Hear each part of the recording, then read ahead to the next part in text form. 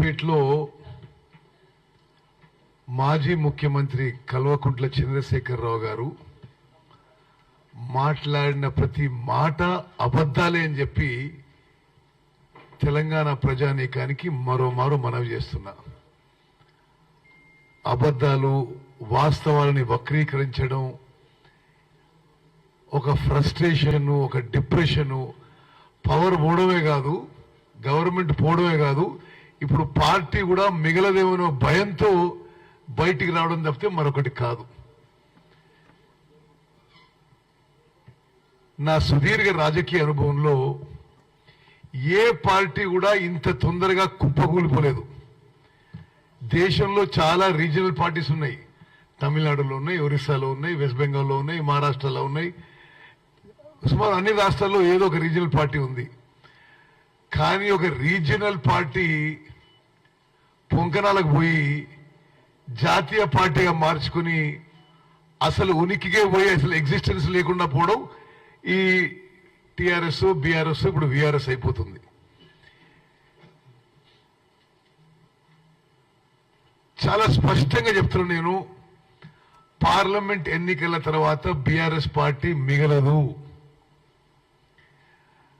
Parliament ఎన్నికల్లో BRS పార్టీకి వచ్చే స్థానాలు 0. ఆ తర్వాత ఆ పార్టీలో ఎవరు మిగిలరు, కేసీఆర్ ఆయన కుటుంబ సభ్యులు తప్పితే. ఆ ఫ్రస్ట్రేషన్ లో, ఆ డిప్రెషన్ లో, ఆ భయంతో, ఆ నర్వస్నెస్ తో ఎన్నడూ కూడా రైతుల మధ్య పోయి ప్రజల్లో సమయం గడపని కేసీఆర్ ఒక విలాసవంతమైన ప్రగతి భవన్ కట్టుకొని ఇంకో విలాసవంతమైన ఫామ్ హౌస్ లో సమయం గడుపుతూ ఈరోజు ఉరికురికి సూర్యాపేట పోయిందంటేనే ఎంత భయాందోళన ఉన్నారో తెలంగాణ ప్రజలు గమనించవచ్చును.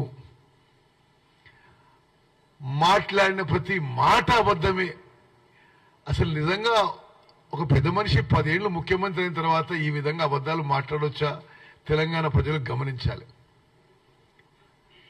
వాళ్ళు నిన్న పెట్టిన ప్రెస్ మీటు వాళ్ళ పార్టీ ఆఫీస్లో జనరేటర్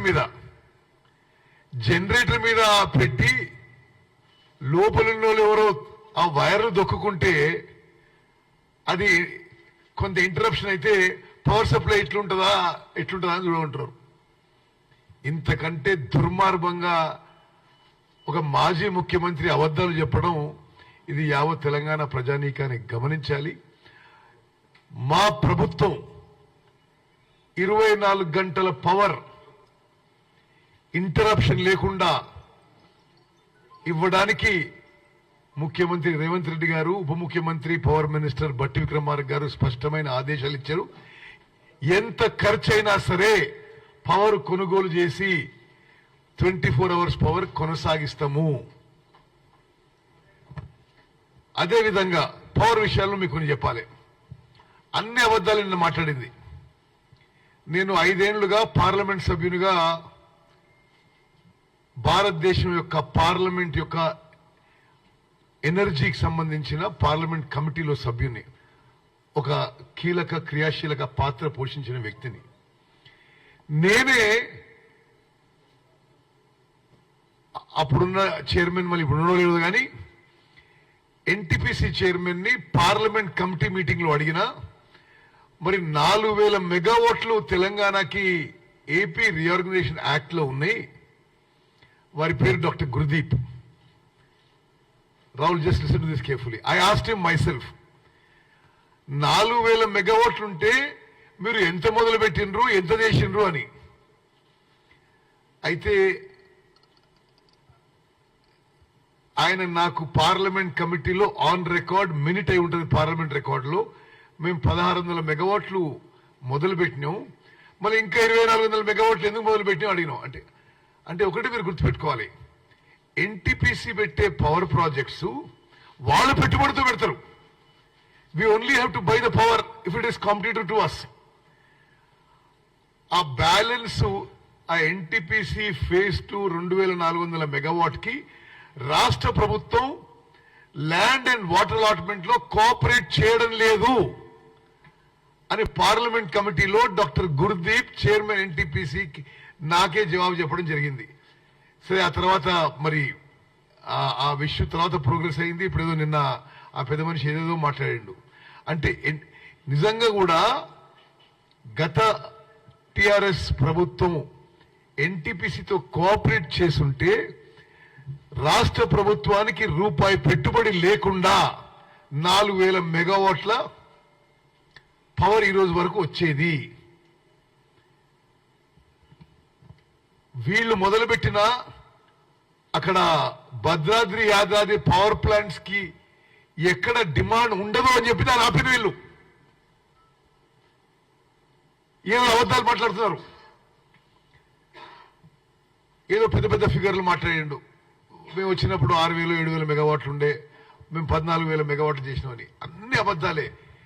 వాళ్ళు పూర్తి చేసిన ఏకైక ప్రాజెక్టు, వాళ్ళు మొదలుపెట్టి పూర్తి చేసిన ఏకైక ప్రాజెక్టు భద్రాద్రి పవర్ ప్లాంట్. అది కూడా ఒక అవుట్డేటెడ్ సబ్ క్రిటికల్ టెక్నాలజీతో శాశ్వతంగా తెలంగాణ ప్రజలపై ఎక్కువ యూనిట్ కాస్ట్ వచ్చే ప్రాజెక్ట్ తప్పితే మరొకటి లేదు. ప్రతిపై ఎక్కువ శాతము సోలార్ పవర్ ప్రాజెక్ట్స్, అది 20% PLF మీద నడుస్తాయి. అవి ప్రైవేట్ పెట్టుబడులతో వచ్చినాయి.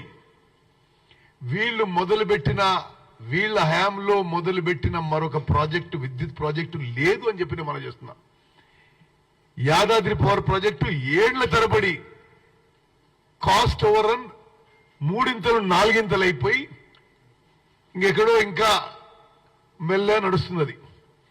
సో పవర్ విషయంలో వాళ్ళేదో గొప్పలు సాధించిన విషయం ఇది అబద్ధము. ప్రస్తుత ప్రభుత్వం 24 గంటల కరెంటు పాలసీ మేము కొనసాగిస్తున్నాం. రాష్ట్రంలో ఎక్కడ కూడా ఒక్క నిమిషం కూడా పవర్ ఫెయిలియర్ లేదు అని చెప్పి నేను మనం చేస్తున్నా.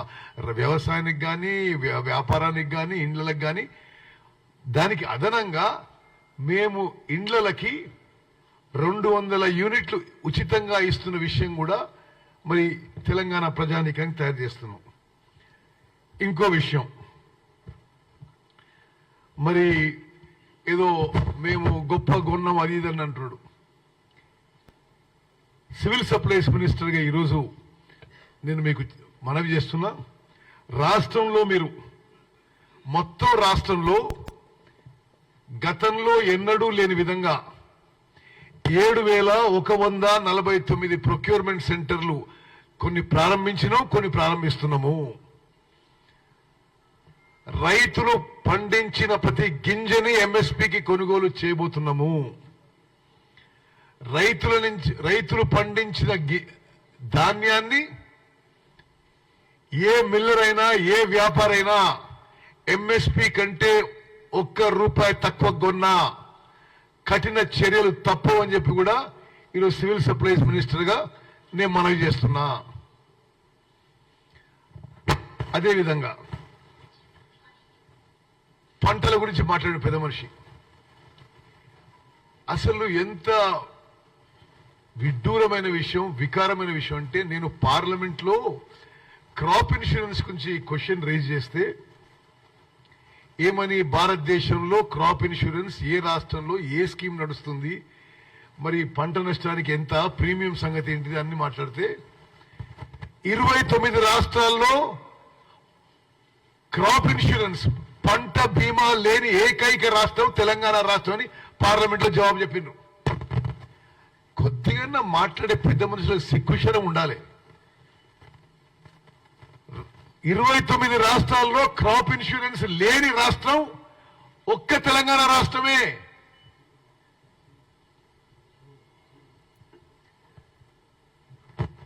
క్రాప్ ఇన్సూరెన్స్ ఇవ్వలేదు,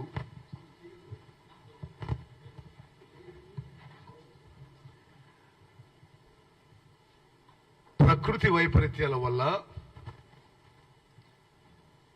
ఎక్కడ పంట నష్టం జరిగినా ఉమ్మడి ఆంధ్రప్రదేశ్లో కానీ మొత్తం భారతదేశంలో కానీ రైతులకి నష్టపరిహారం వచ్చేది.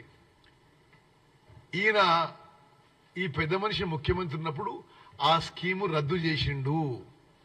తెలంగాణ రైతాంగానికి క్షమాపణ చెప్పాలి. మేము ప్రతిపక్ష శాసనసభ్యులుగా పార్లమెంట్ సభ్యులుగా అనేక సందర్భాల్లో డిమాండ్ చేస్తే అసలు పట్టించుకొని కేసీఆర్ నిన్న ఏదో పంట నష్టంలో ఏం చేస్తారని మాట్లాడుతున్నాడు. అదేవిధంగా చాలా సంవత్సరాలు వడగండ్ల వాన వల్ల వరదల వల్ల కరువు వల్ల పంట నష్టం జరిగితే రూపాయి ఇవ్వలే. నువ్వు పెద్ద పెద్ద మాటలు పెద్ద పెద్ద డిమాండ్ చేస్తావు. కేవలం ఎన్నికలు వస్తున్నాయని లాస్ట్ ఇయర్ కొంత ఏదో ఒక 2 జిల్లాలకు పోయి డ్రామా చేసి ఏదో ప్రకటించారు, అక్కడ కూడా పైసలు ఇవ్వలే. దయచేసి ఇది రైతులందరూ గమనించాలని చెప్పి మేము మనవి చేస్తున్నాం. అదేవిధంగా అసలు ఇరిగేషన్ గురించి మాట్లాడే అర్హత ఉందా కేసీఆర్ నీకు అని చెప్పి అడుగుతున్నా. తెలంగాణ రాష్ట్రాన్ని రైతాంగాన్ని ఇరిగేషన్ సెక్టర్ ని సర్వనాశనం చేసింది కేసీఆర్ అనే వ్యక్తి. కమిషన్ల కకృతి కోసం అనాలోచిత విధానాలతో డిజైన్ లేదు, ప్లానింగ్ లేదు, సరే కన్స్ట్రక్షన్ లేదు, ఇరిగేషన్ సెక్టర్ ని సర్వనాశనం చేసింది కేసీఆర్ అనే వ్యక్తి అని చెప్పి నేను మనం చేస్తున్నా. సిగ్గుపడాలి, తల వంచుకోవాలి, యావత్ తెలంగాణ రైతాంగానికి క్షమాపణ చెప్పాలి. మీరు చేసిన అసలు ఆ కకృతి, ఆ కరప్షన్, ఆ గ్రీడు, ఆ lack of design, lack of planning, ఎక్కువ మాట్లాడడం.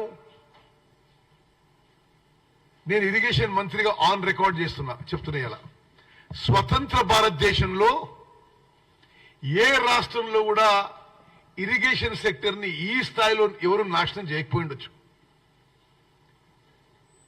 స్వతంత్ర భారతదేశంలో ఇరిగేషన్ ప్రాజెక్టుల నుంచి ఎవరు ఇంత దోపిడీ చేసుకున్నకపోయి ఉండొచ్చు. ఇంత అనాలోచిత విధానాలు, ఇంత అసమర్థత, ఇంత యాడ్హాక్ విధానాలతో తెలంగాణలో ఇరిగేషన్ సెక్టర్ ని నాశనం చేసి ఈరోజు మీరు పెద్ద పెద్ద మాటలు మాట్లాడితే ఎట్లా? కాళేశ్వరం గురించి మాట్లాడతారా మీరు? మినిమం కామన్ సెన్స్ ఉండాలి, కొంత షేమ్ ఫీల్ కావాలి. అరే మేము ఇప్పటికే 94,000 కోట్లు ఖర్చు పెట్టినవే, తెలంగాణ ప్రజల జీవితాలు తాకట్టు పెట్టి వాళ్ళ పిల్లల మనందరి జీవితాలు తాకట్టు పెట్టి high cost short term loans తీసుకొచ్చి నువ్వు ప్రాజెక్ట్ కడితే అది కూలిపోతే మరీ ఈ విధంగా నిన్న ఆయన మాట్లాడడం చాలా చాలా ఇది విడ్డూరంగా వికారంగా ఉందని చెప్పి నేను మనం చేస్తున్నా. నేను ఎప్పుడూ కొద్దిగా హార్ష్గా అతిశయోక్తిగా మాట్లాడను, బట్ నేను ఆయన మాట్లాడే తీరు నాకు చాలా చాలా ఇది అరే ఇంత సిగ్గు లేకుండా డ్రైవర్ అంటే మీరు కట్టిన ప్రాజెక్టు కూలిపోయి మీ హయాంలో కూలిపోయి అదే ఊహు అంటున్నాడు ఆయన. ఏదో ఒక పిల్లలు కూలిపోతే ఓకేనా అంటాడు. ఏంటిది అది? ఇంకెక్కడో కూలిపోలేదా? ఇది కూలిపోతే ఏంది అంటున్నాడు ఆయన. అమెరికాలో ఎక్కడ కూలిపోయిందట. ఏంది అసలు ఏంది ఆ మాటలు? మరి ఇంత సిగ్గుతుప్పు ఉండడం ఇది సరైంది కాదు కేసీఆర్ గారు అని చెప్పి నేను మనం చేస్తున్నా. మీకు కొన్ని విషయాలు చెప్పాలి.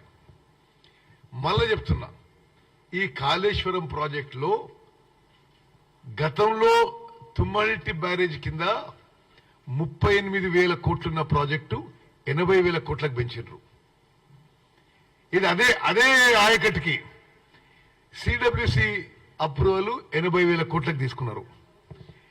ఆ తర్వాత ప్రాజెక్టు 1,27,000 కోట్లకు పెంచిండ్రు. ఇప్పుడు ఆ ప్రాజెక్టు పూర్తి చేయాలంటే 1,47,000 కోట్లు అవుతుంది. అంటే ఏంటిదంటే ఒకసారి మీరు అర్థం చేసుకోవాలి, తెలంగాణ ప్రజానీకాని మీద రైతాంగం మీద భారం ప్రతి సంవత్సరం కేవలం ఫైనాన్స్ కాస్ట్ 15,000 కోట్లు. అన్ని కాళేశ్వరం ప్రాజెక్టు రిపేర్ అయ్యి మళ్ళీ అన్ని పంపులు నడుస్తే ఎలక్ట్రిసిటీ బర్డన్ 10,000 కోట్లు. అయినా సరే మీరు కట్టిన ప్రాజెక్టు నీళ్ళు ఇస్తుందా అంటే అది మీ కండ్ల ముందే కూలిపోయి అదేదో అట్లా చేస్తే బాగుండు ఇట్లా చేస్తే బాగుండు అని చెప్పడం ఇది ఇంతకంటే మరి వికారమైన విషయం ఉండదు. అక్టోబర్ 21వ తారీఖున కల్వకుంట్ల చంద్రశేఖరరావు గారు ముఖ్యమంత్రిగా ఉండగానే మేడిగడ్డ బ్యారేజ్ కుంగిపోయింది. వాళ్లే నీళ్ళు వదిలిపెట్టేసిండ్రు.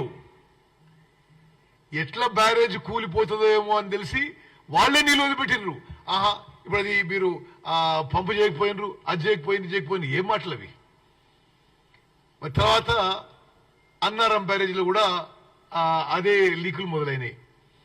భారతదేశంలో ఈ డ్యాంలు బ్యారేజీల మీద constitutional body national dam safety authority వాళ్ళు లిఖిత పూర్వకంగా ఇచ్చిండ్రు.